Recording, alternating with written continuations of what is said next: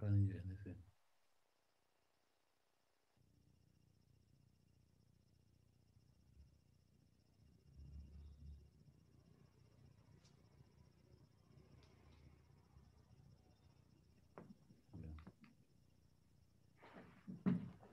Deputy have to suffer this, and that's another thing.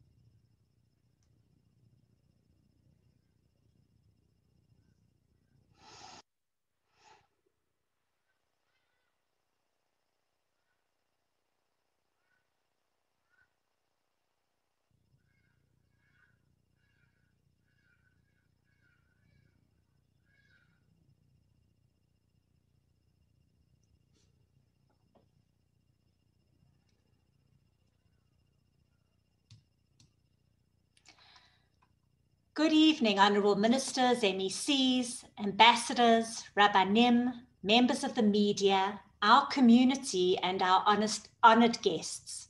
On behalf of the SAJBD Chairman, Sean Zagnov, and President Mary Klook, I welcome you to our first virtual Passover Freedom Seder.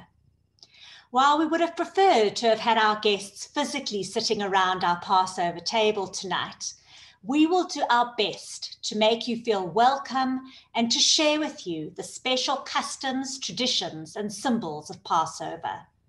We will try to create the warm atmosphere and the inspiring spirit of the Seder. We have shared with you a link or sent you a copy of our Haggadah, which is the Seder manual. It takes us through the story of the Exodus and will share with you the special foods and symbols of the Seder. As we progress through the Freedom Seder, I will refer you to pages in the Haggadah so that you can follow the themes. We begin our Freedom Seder with a song of gratitude by Rabbi David Shaw, the rabbi of the Santon Synagogue. Baruchim Abayim, welcome everybody and be blessed. The Seder is the most perfect vehicle to pass on our traditions and our heritage, as you will see.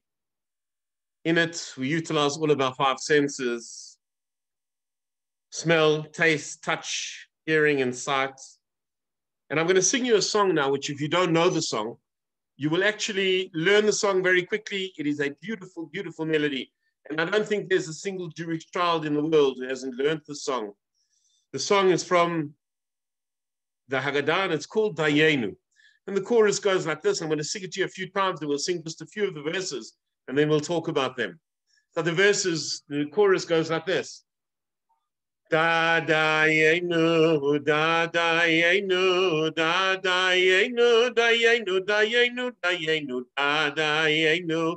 Da Dayenu, da Dayenu, Dayenu, Dayenu, once more. Da Dayenu, da Dayenu, da Dayenu, Dayenu, Dayenu. Ilu hotzianu mimitzrayim velo asava shevatim. Dayenu, ilu hotzianu mimitzrayim. Lo asavahem shvatim dayenu. The chorus. Da dayenu, da dayenu, da dayenu, dayenu, dayenu. Ilu asavahem shvatim. Lo asava Elohim dayenu. Da dayenu, da dayenu, da dayenu, dayenu, dayenu. Let's skip. אילו סיפק צורכנו במדבר 40 שנה, ולא האכיל לנו את המן דיינו. אילו האכיל לנו את המן ולא נתן לנו את השבת, דיינו, איי איי איי, דיינו, דיינו, דיינו, דיינו, דיינו. It's a beautiful, beautiful melody. It's very catchy, and I'm sure that the song will go through your mind in the course of the evening. And let us learn a little bit about what some of the verses were saying. 40 years in the desert and no manna, we still would have said dayenu. And the meaning of dayenu is, it would have been enough for us. It would have been sufficient. If he had only fed us the manna and not given us the Sabbath, it would have been enough. Dayenu, it would have been enough for us. And if it had only given us the Sabbath but not brought us to Mount Sinai, it would have been enough. Dayenu, it would have been enough for us. And if he had brought us to Mount Sinai and he hadn't given us the Torah, it would have been enough. And if he had given us the Torah and not brought us to the land of Israel, dayenu, it would have been sufficient for us. It would have been enough. And my friends, if you think about for a moment, the truth is it wouldn't have been enough. Doesn't make sense. What's the song saying? If he would have taken us to the mountain, not given us the Torah, taken us through the desert, but not given us food, taken us in all the experience of Egypt and going through all we went through as our people, our ancestors, and coming out with nothing, it doesn't make sense at all. But I'll share with you a secret from our teachers. And our teachers tell us that what it is really saying is, and it's revealing to us one of the major themes of the whole festival of Pesach. You see, what it's saying is, it would have been enough for us. It would have been sufficient for us to say thank you. Never mind what comes next. Never mind what the next stage is, or even if we get to the end stage. But in every stage, on every single page, we need to stop. We need to say thank you. It would not have been enough for us, but it would have been enough to say, excuse me, thank you. You know, our name is Yehudim, Jews, and the name comes from Judah, one of the 12 tribes. And Judah's name came from the word thanks, because that's what defines a human being, gratitude. Our whole attitude is gratitude. If he would have brought us out of Egypt, but didn't split the sea, so the miraculous act of freedom would have been enough to thank, irrespective of what the outcome was, irrespective of what the future was. And even if he did split the sea and we died in that desert, still would thank for such an unprecedented miracle and for bringing our oppressors to justice. 27 years of democracy. And yes, there's a way to go. There's still a way to go. But oh my God, just look around at what we can be grateful for. Look around at the sacrifice. Look around at what we as a nation have achieved over these last 27 years. So when we say dayenu, it means even for this little stage and for this little step, say thank you, thank you, thank you. Dayenu, that's enough. All happy Passover, Festival of Freedom. God bless you. Thank you, Rabbi.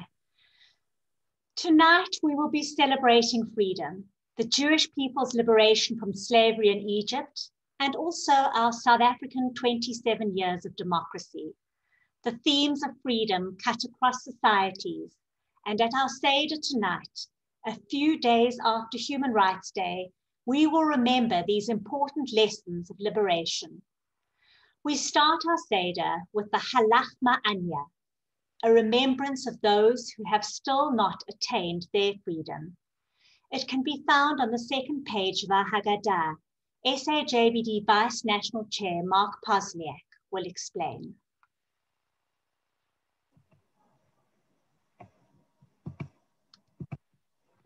Halachma, whoever is hungry.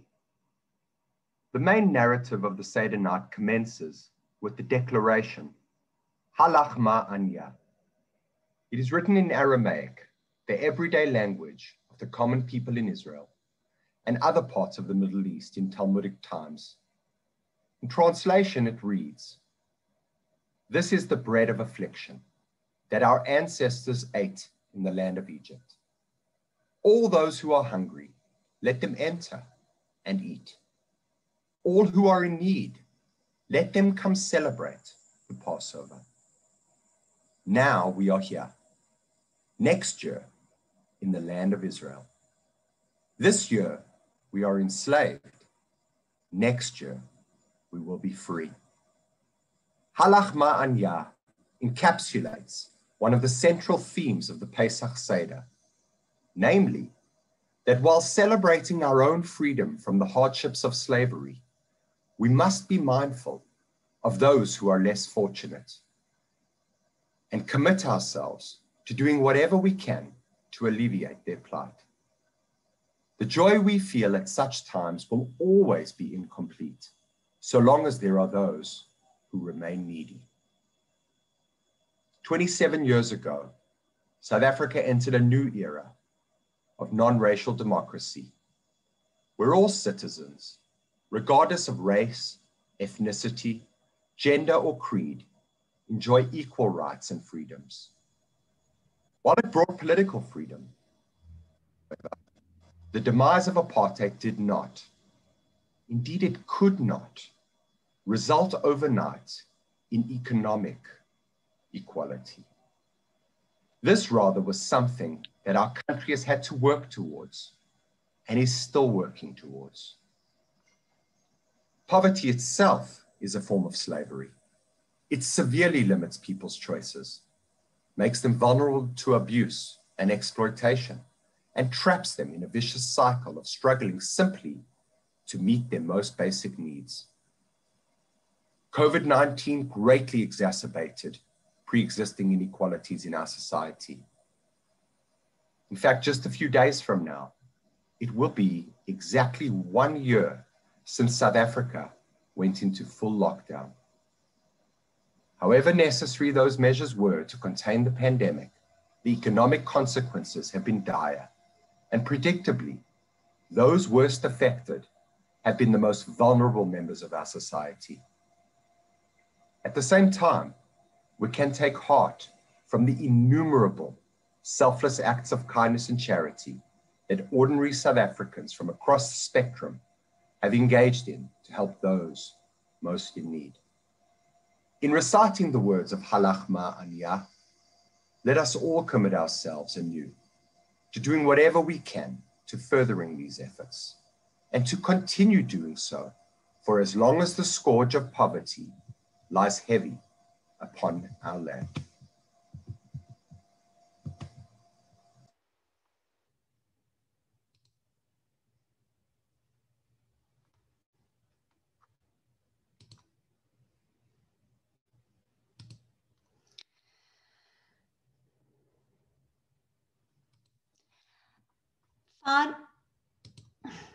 Fani Titi is the Group CEO of Investec and a good friend of our community.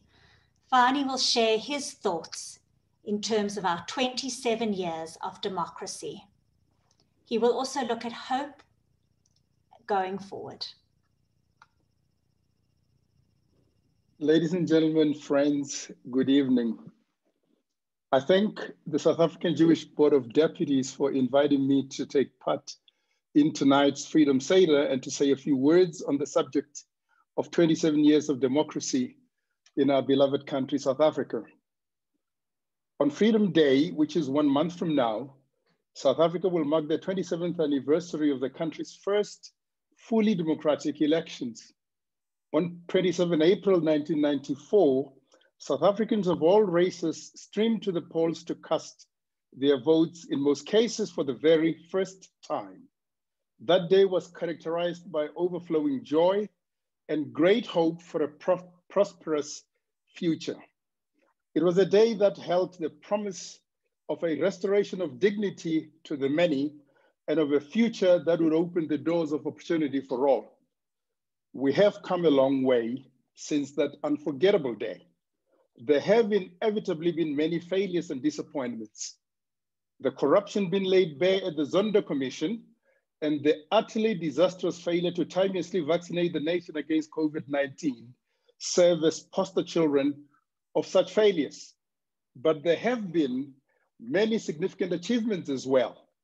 The extension of education opportunities to all, the lifting of the poorest through access to a social safety net, improved access to electricity and clean water, to mention but a few. We have a civic duty to continue to support a thriving constitutional state that is underpinned by an independent judiciary, an independent media, and a largely free enterprise system. To realize the full fruits of our democracy, we have to hold our government and each of us to the ideals of freedom, liberty, equality, and opportunity that drove the struggle for liberation and change. Our challenge as a nation is to build on the achievements realized and the foundations laid. And to do that, we must strive to create a society where people are given a fair chance to realize their potential. South Africans are not looking for handouts. They are looking for opportunities. And the key to that is to provide people, in particular the youth, with the skills and knowledge to better themselves. While our democracy 27 years ago was a miracle, we have to work hard to compete globally for the opportunity to develop our country and her people. We dare not lose hope. We have to work even harder to realize our common destiny. The 40-year history and story of the founding and growth of Investec into an international banking and wealth group is in itself a demonstrable example of our potential as a country. While my own life story of rising from the poorest of condition to the helm of this iconic firm that is Investec is an improbable one, it equally points to the immense possibilities that lie ahead of us. If we dare seize the moment, of course. The story of South Africa's transformation from racial discrimination and oppression to equality and democracy is also an improbable one. And yet it has happened. And as with me, the story of our nation continues to be one of possibility, opportunity, and optimism, even as we seek to address the many formidable challenges currently facing our society. Let us never forget that we, both collectively as a nation and as individuals, are capable of. As South Africans, we must pierce through the current fog of fear and despair to focus on what is possible. This sense of possibility on the one hand and responsibility on the other underpins the core philosophy of Investec. Our democracy 27 years ago was not inevitable. So is the future we espouse. Yet it remains in us to bring that future of promise forth. In closing, I extend my very good wishes to the SAJBD and to all my Jewish friends and colleagues for the upcoming Passover festival, and thank the board once again for the opportunity of speaking to you on this inspiring occasion. I thank you. Thank you so much again for your support, Barney. The focus at a Seder is always on the children and making sure that it is a learning experience for them. We are privileged tonight to welcome 3 vice-chancellors from leading universities in our country. Welcome to Professor Tawana Cooper, Professor Geti Pakeng, and Professor Zeblon Vilakazi. Please turn to page 3 and 4 in our Haggadah, and our Gauteng chairperson, Professor Karen Milner, will discuss the lessons of education from the Passover Seder. Good evening, everybody. Manishtana. As anyone involved in education knows, before providing others with answers, one has to first get them to understand and engage with the questions. If they do not understand the questions or are simply uninterested in them, the answers will mean little or nothing to them. One of the best known rituals of the Seder night is the asking of the so-called 4 questions, starting with the words, Ma nishtana halayla hazeh mikol halaylot. Why is this night different from all other nights? The universally accepted custom in all families on Seder night is that these words be sung or asked by the youngest person present. This hints at another central theme of Passover, the critical importance of education. Over the ages, the Seder has provided one of the most powerful vehicles for instilling in the younger generation knowledge and understanding of their history, heritage, and traditions, together with a commitment to passing this on to future generations. There is, of course, much more to education than just passing on information. Knowledge itself is liberating, and ignorance can easily become a form of slavery. It's hardly coincidental that throughout history, authoritarian societies have limited the rights of their citizens to ask questions. The more people are kept in the ignorance, the more docile and accepting they are of the status quo. For that reason, the values of freedom, expression, and intellectual inquiry are fundamental to any democracy. One of the abiding achievements of South Africa is that both remain robust and vigorously protected 27 years after the democratic transition. Looking beyond politics, education is liberating from an individual personal point of view. Those lacking in knowledge, along with the intellectual tools and skills needed to acquire it, will always struggle to transcend the limitations of their environment. Their ability to grow, achieve, and better themselves and their communities is circumscribed. Instead of mastering their circumstances, they are mastered by them because they cannot imagine any alternative. They are limited in their ability to make choices about what to do with their lives, which is the essence of what it means to be truly free.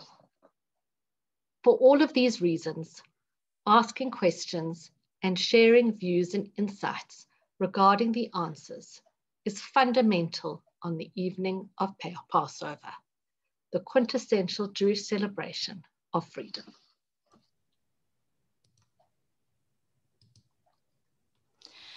As we, Manish Tana are the 4 questions sung by the youngest member of the Seder. Tonight, we welcome young Ben Shapiro, a graduate of the Sinai Academy in Cape Town, who will sing and we ask you to follow in the Haggadah.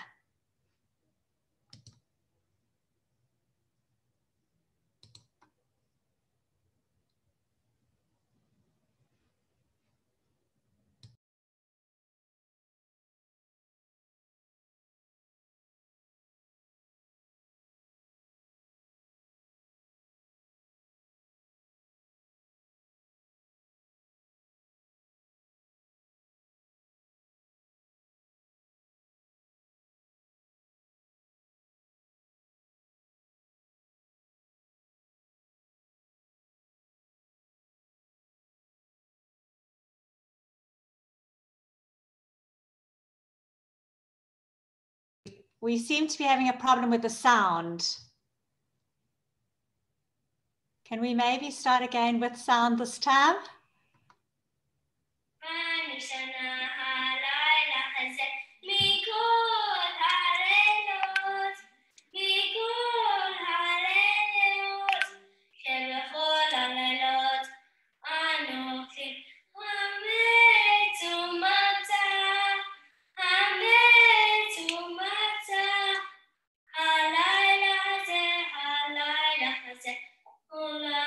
Matzah,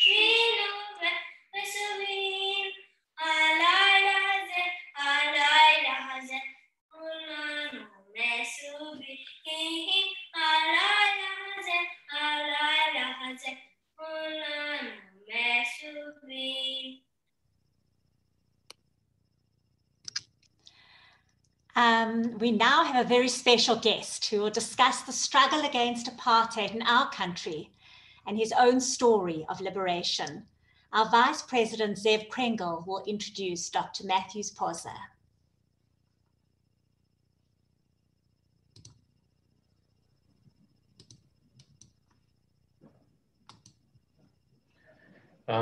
Dr. Poza, we couldn't think of anyone better to do this unbelievable speech, which are going to really link our own freedom from oppression, like the Jewish people, many thousands of years from Egypt into Israel. When I was thinking of what to say and about you, I was actually driving to Mpumalanga. I'm here on a work conference, and as I'm driving, I see Dr. Matthew Poza College coming down Schoemanskloof, and I just realized that really is what Dr. Poza is about. He's about education. He's about making a better future for the further generations. Born in 1952 in Nelspruit, in Mpumalanga, where I'm currently now, first Premier of Mpumalanga, Treasurer General of the ANC, held many distinguished positions. But I think for me, learning so much from you is how you negotiated the settlement, how you decided to free the South Africans who were oppressed by the apartheid government and to see a brighter and better future. And as the CEO, Pani Titi, said, yes, we haven't got everything right, but we're in a free country, we're in a country with a democracy, and please God, as you talk to us tonight, you'll give us inspiration and hope that this country will be better for our children than it was for us, and it will carry on becoming a better place with more freedoms, more democracies, and more hope and more opportunity for all of us. I hand you over to Dr. Poza.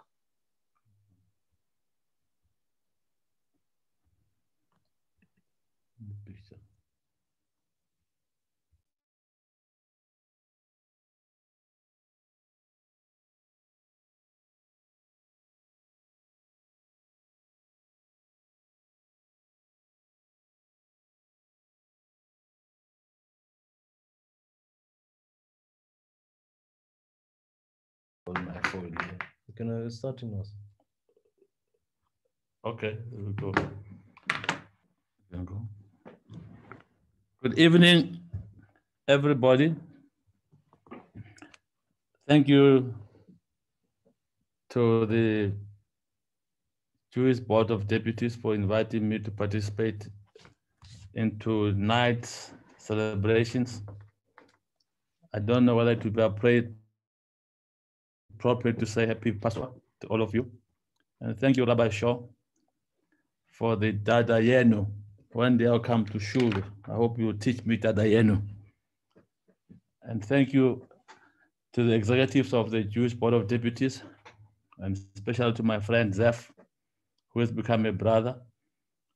And I want to recognize the three vice chancellors who are participating here. The three academics for whom I have a lot of respect. And thank you to the audience. Zef, your topic is quite long. It's difficult to do justice to it in less than 10 minutes. But I'll try to deal with a few highlights. The story of apartheid is difficult to encapsulate in 10 minutes. It's a horrible nightmare for Black people, which we had to endure. My grandchildren ask me now and then, what was apartheid? You know, when we tell them that we're not allowed to use the same toilet, same schools, same churches, same recreation facilities or cinemas, same hotels, if at all, shops and malls, they almost look at you with disbelief. If you tell them that Black people had no citizen rights in this country, their human rights were not recognized. They were made to live in labor camps called townships, like you still continue today. If you tell them that to enforce apartheid, it took state violence by the army and the police many times, and by the police daily, to oppress the majority by a minority. They don't believe it. They ask you, how did you go to school? We said we went to schools which are so-called Black schools, We were not allowed like you today to go to schools which allowed all races, all religions. And of course, myself, you asked me to talk about some of my trajectory in actually becoming a lawyer.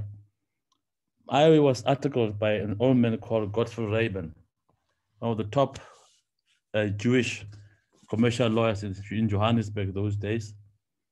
And when I arrived at Godfrey Raven, it was at the height of apartheid. And it dramatically shows that not every white person supported apartheid. Because Godfrey said to me, look, Matthew, you are an articled clerk to me. I am going to teach you the practice of law, and I mean law. Look here, these are the toilets. There are no black and white toilets in my office. These are the cups of tea. There are no cups for blacks and whites. The offices, there are no offices for black and white. We all are a family. We're a Raven family which must practice law, and you're going to learn from all of us. And that's where I learned the practice of law from this old man, may his soul rest in peace, who embraced me and taught me the practice of law. When I wanted to leave his law firm after 2 years, he said, you're not going anywhere. You need to learn more. I am not going to release you to society half-baked. Very determined to continue to have me under his roof. When ultimately I left for Mpumalanga to start my own practice, the first black law firm in Mpumalanga, he gave me his blessings and continued to support me throughout. The struggle continued under those conditions, and I joined the ANC in underground those days. And I worked for 8 years as an underground operative, doing political work and military work, because the violence of the state attracted at some point the violence from the oppressed. It took the ANC 48 years since 1912 to resort to violence. It has always embraced the option of peace and negotiations. But we got a kick in the teeth from generation to generation, from decade to decade. So that's unleashed a lot of violence, mobilization, international isolation of apartheid, armed struggle, and many other activities which were not of our choices, but were imposed on us by history to resist and liberate ourselves. Liberation did not come on a silver platter. We fought for, we bled for it. I was forced to go to the then East Germany for military training and became a commander from controversies of operating from Mozambique in Eastern Transvaal, KwaZulu-Natal, and Eastern Cape. Things I did not like to do, but I had to do. I had to forget that I was a lawyer and do all those things and direct the effort of war. But when the moment for peace came, I was historically one of those honored by Oliver Tambo, the first three to be sent back home to start the process of negotiations. It was myself, Penel Maduna was the first Minister of Justice of South Africa of Mandela, and Jacob Zuma. We started from a blank slate. We were asked to embrace peace and forget about arms and bullets. Difficult for a commander, but we adjusted very quickly. We understood that the moment of peace has come, and we need to seize that moment with both hands and not worship violence. Violence begets violence. Violence takes the worst out of us. Peace takes the best out of us. That should be the message to those who think violence is an easy option. It's never, and it should not be resorted to very lightly. We're asked questions by the Myanmar people, me and Ruth Mayer, who are busy advising them at the moment, whether or not they should resort to the armed struggle. They were surprised when I said, no, you shouldn't. It's not a light matter. You will be destroyed by the military. So we're sharing our own experiences with the world, even right now, because we think it's a positive story to tell and to share. Now, when we decided now to say, well, how do we confront apartheid? The ANC's mission was to remove apartheid. It could never have been any other mission, and it did that. Now, Mark is quite right. We remain with the challenge of economic freedom, which is the real freedom. And that's a journey. It's not going to happen overnight. It's a journey. And South Africans must unite across races, religion, across all other diversities they may have. It was Rabbi Sachs of London who wrote a book called The Dignity of Difference after the World Trade Center experience, when all religions were meeting on the ashes of the World Trade Center. I'm sure South Africans must embrace the dignity of their differences and use our differences, whatever they may be, to unite this nation and build a nation and give hope to the future. We face now with a lot of crime.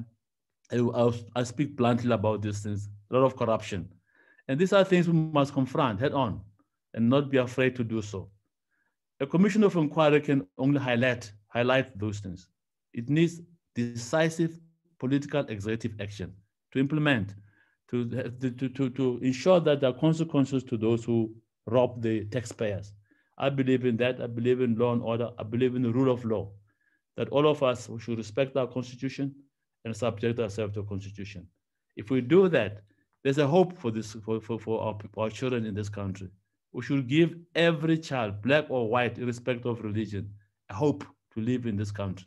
I think there is hope for all of us. We should not lose hope and start going to other frontiers where we don't even know what's going on. We need to grow our economy. There are challenges, but at the moment, strange enough, Zef and the audience, our rand remains very strong because of many, many factors in the world and even in our own countries. Many sectors of the economy are performing. These are all positive things. There are things which are negative, like we've mentioned them, but there are many positive things, like Titi said.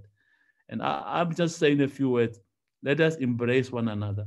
Let us unite across races, across languages, across religions, and build this South Africa. It's in our hands. No one else will build it for us. It's in our hands.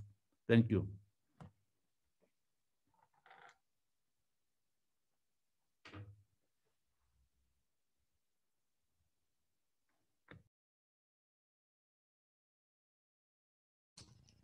Thank you so, so much, Dr. Poza. That was really special for us. Important words. The Haggadah looks at issues of diversity with a discussion about the 4 children, which can be found on page 5. Our Cape Chair, Tzvi Brivik, will speak about the blessings of diversity. Good evening. The 4 children, the blessing of diversity.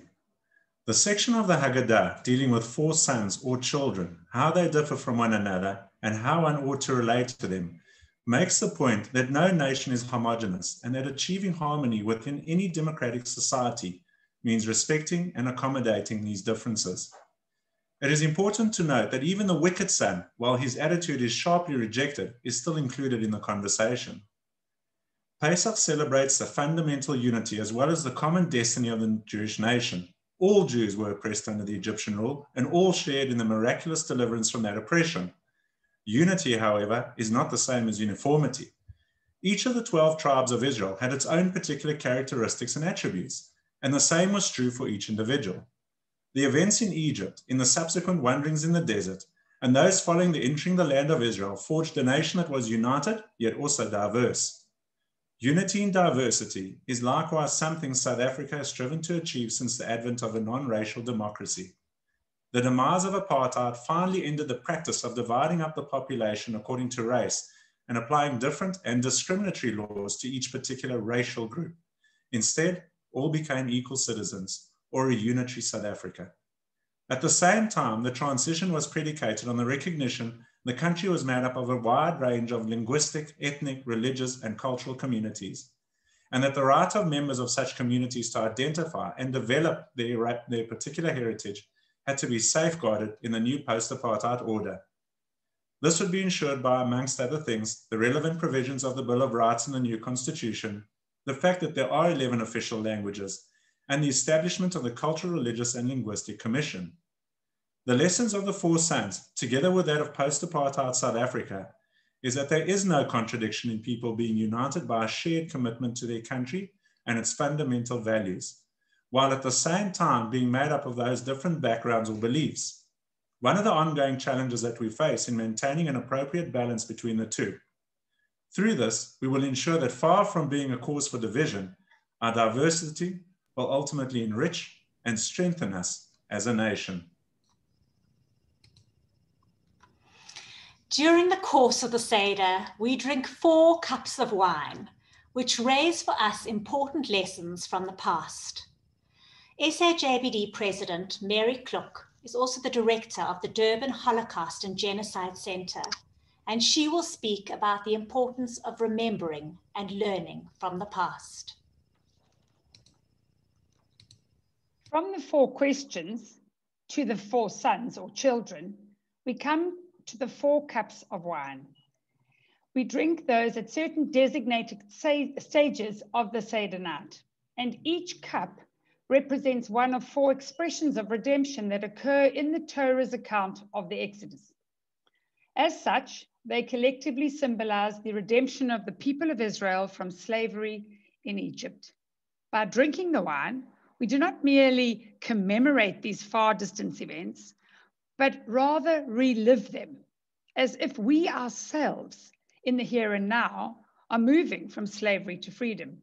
Now, I know this may appear to require a leap of the imagination, but in reality, the Jewish people of today are indeed only here because of what happened all those years ago in ancient Egypt. Both physically and spiritually, we trace our origins back to those events. And by drinking each of the cups of wine, we demonstrate that we are part of a single unfolding historical narrative. A lesson we can draw from this is that all of us are to a great extent rooted in and the product of our respective pasts. None of us can properly understand who we are or how our particular circumstances came about without reflecting on the deeds of our forebears and the historical forces that molded and caused them to act the way that they did. It's also through studying the past and learning from it that we can identify what went wrong and find ways to avoid these mistakes being repeated. This is part of the core mandate of the South African Holocaust and Genocide Foundation in educating society about the events that led to the destruction of 3/4 of European Jewry. The Foundation's aim is both to honor the memory of those who died while fostering a culture of tolerance and commitment to human rights that will prevent such a catastrophe from recurring.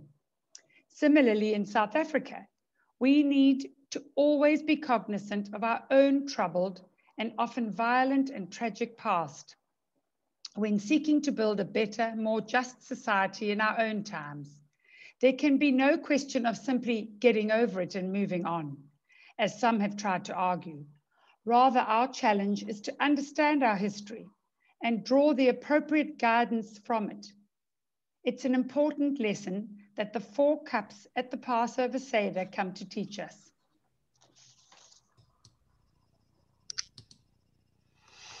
Ask any child, and they will tell you that the highlight of the Seder is the 10 plagues. Often we dress up, we use props, or enjoy the many songs that are used to describe them. The plagues of blood, frogs, lice, beasts, cattle disease, boils, hail, locusts, darkness, and the death of the firstborn can be seen on page 8 of the Haggadah, and SAJBD chairperson Sean Zagnoff will look at the symbolism. The famous 10 plagues, which begin with the waters of Egypt being turned to blood and culminate with the slaying of the Egyptian firstborn, can be interpreted in various ways. Although those events are obviously of a miraculous nature, this does not mean that they have no historical parallels. In fact, the disastrous series of events that eventually forced the Egyptians to can in many ways be likened to how many other once powerful societies over time self-destructed through the ruinous policies of their leaders. In the Exodus narrative, Pharaoh epitomizes the dictators throughout history whose pride, short-sightedness, refusal to compromise, denial of any facts contradicting their rigidly held ideological beliefs, and callous disregard for the plight of those they ruled over eventually brought about their own downfall. Oppression inevitably leads to violence, and with violence invariably comes death, economic devastation, displacement, famine, and disease. All this and more befell the lands of Egypt before Pharaoh finally saw reason.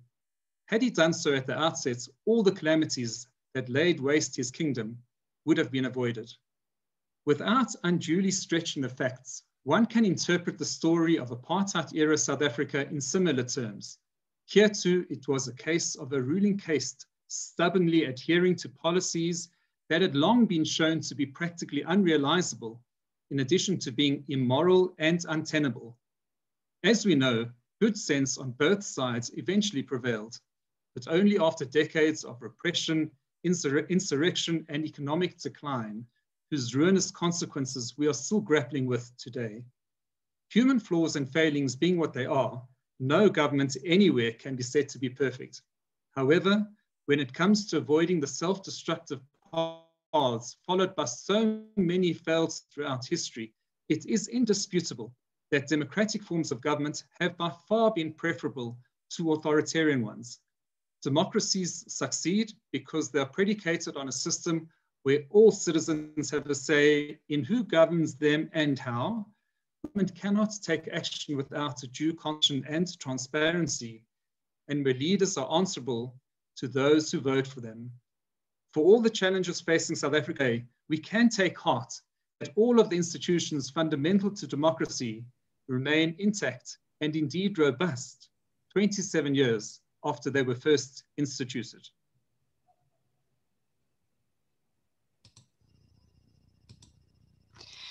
And now we come to the gastronomic part of the Seder. Our Seder plate is prominently displayed on the table with the symbolic foods of the evening. Also on the plate is salt water to remind us of the tears that we shed during our slavery. We should never forget the tears of oppression, even as we rejoice our freedom. We have chosen 4 of the foods on the plate to share with you, which can be found on the 2 last pages of the Haggadah. I would like to ask Reva Foreman to share with us the symbolism of the karpas, that is the green vegetables, and also the matzah. Thank you, Reva. Thank you, and good evening and Chag Sameach. Matzah is the most recognizable symbol of the Pesach festival. It is made from dough baked without any leavening agent, hence its flat shape and brittle texture. Matzah is also referred to in the Haggadah as lechem oni, poor man's bread. Lacking yeast, it does not rise, and hence is representative of humility, yet at the same time is directly associated with the Jewish people's redemption. This underlines the vital importance of never yielding to pride, but always remaining humble, whether in good times or bad. Then we go on to karpas. Karpas is a fresh vegetable eaten at the very beginning of the Seder. In the Northern Hemisphere, Pesach takes place in the spring, a time associated with growth and rebirth. For the Israelites, the Exodus represented the end of the long winter of exile and oppression, and the springtime of a newly freed nation. Accordingly, one of the things that karpas is said to symbolize is the arrival of springtime and new life that comes with it. It is thus associated with hope, reminding us that in times of difficulty, that the difficulties will not last forever. We now ask our Vice National Chair, Rael Kaimovitz, to explain the symbolism of the maror. The maror is the horseradish or the bitter herbs, and the charoset, which I'm not sure if everybody can see. Thank you, Rael.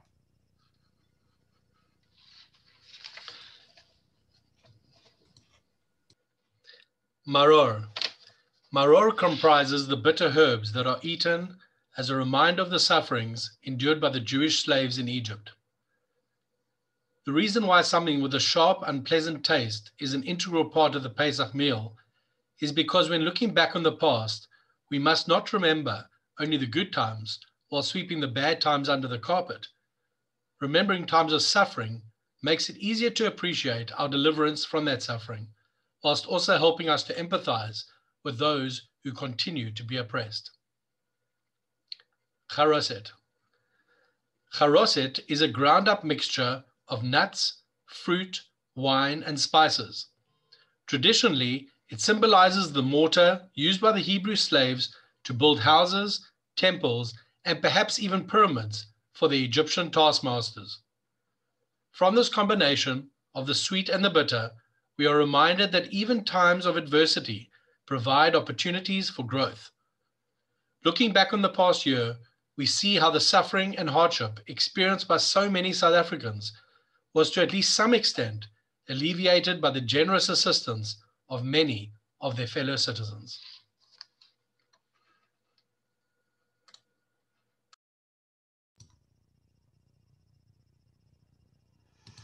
Our last speaker tonight is Rabbi Dovid Chazdan, the rabbi of the Great Park Synagogue. He will discuss conscience, freedom, and reliving the Pesach story.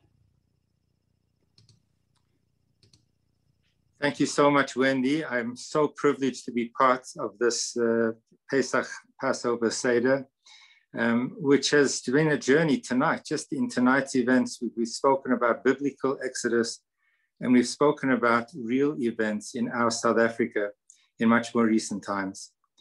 We've spoken about the fact that this is an experiential event, and modern pedagogic skills and teaching methods have taught us how to embrace and involve children, and we've heard how taste and all the senses and the engagement of questions and answers and family and relationship, and how all these things have come to play to highlight the importance of freedom. We seem so obsessed with freedom. Freedom from our past events of difficulty, and freedom as it applies today. In fact, not only this evening of the Seder, but in fact, so many of the biblical commandments, social responsibility commandments, are associated and hinged on remember Egypt, remember the slavery, so that you can then identify with the needs and the pain and the suffering of others. So important is this event of Seder and remembering the freedom and the importance and the centrality of freedom, that we root time. Jewish calendar is rooted not in the events of creation, but in the moment of Exodus, in the moment of emancipation and liberation. That is how important it is that it actually changes our anchor in time. And the reason that is given is because when God created the world, he gave us so much potential, so much opportunity. And he said, you'll rule over the fish of the sea and the birds of the heaven. I give you mastery over all of creation, because in your hands, you can cultivate, you can develop, you can grow this world, you can make this world into a special planet. But over time, human beings forgot the meaning of mastery, of purpose, of responsibility. And we descended generation after generation until we hit the rock bottom in ancient Egypt, where mastery turned into being the master of other human beings. And when one human being enslaved another, denied the rights of another human being, God looked at his beautiful world and he said, this was not the meaning, this was not the purpose of a world. The world was meant for giving, for sharing, for lifting, for understanding the needs of others.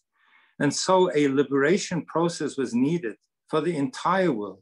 As the verse tells us that when we cried out freedom in subsequent years, Ukratem dro la'aretz l'chol yoshveh, you'll call freedom for the entire world, not only the slave, not only the underdog, not only the person who has been through so many predicaments of pain and suffering, but even the master, even the slave owner, even the perpetrator of evil needs to be freed, because look what we look like in a world in which we've forgotten the compassion and the understanding of the needs of others. So the Pesach Seder talks about our freedom so that we feel it, we sense it, we remember it, we relive it. We speak about the pain and suffering of old, how there was infanticide. Jewish boys were to be cast into the river and killed. And that was a way of life. That is what we went through for hundreds of years. And we relive that today because we realize the fickleness, of human experience, and how if we do not rise to the strength and responsibility of leadership and responding to creating freedom, we are all slaves. We are all slaves today. And today, yes, we have slavery in the form of human rights abuses, human trafficking. We have regimes that undermine the needs and the rights of others. We have pain and suffering that is through the prejudice of one over another. But then there is freedom that applies to even the free, to those who are in positions of power, to people who are political leaders, to people who are educators, people who wake up every morning and can dictate the direction of their day. We also need to be free, because freedom relates to every single human being. When we are slaves to our habits and to our past, when we cannot grow because this is how we always have done it in the past, when we are slaves to our own prejudice, when we are slaves to a stunted vision, an inability to dream and to see horizons way beyond, when we are slaves because we are unable to see a world that could be better perfected, when we are slaves because we are victims and we see ourselves as victims of other people's practices, when we are slaves to peer pressure, and when we are slaves to wanting to keep up to lifestyles of others, we are all then slaves that need to be freed. And this beautiful festival of Passover, which tonight, through the South African Jewish Board of Deputies, has been put into a broad context of understanding the pain and the suffering of humanity in general, and the need for human beings to remember that to master the world means to be responsible human beings that care and that share and that give and that invite everyone, as we began on page 2 tonight, so beautifully presented. Halachmania, this is the bread of our affliction, and we have a capacity to invite those who have needs to our tables, to care and to share. When we master the world in a way that we are giving and feel responsibility, then we are in fact living the freedom that we so desire. May South Africa be blessed with the freedom it deserves for each one of our citizens, so that every single member of our society can taste freedom in every possible way. May this Passover bring redemption to the world. Thank you.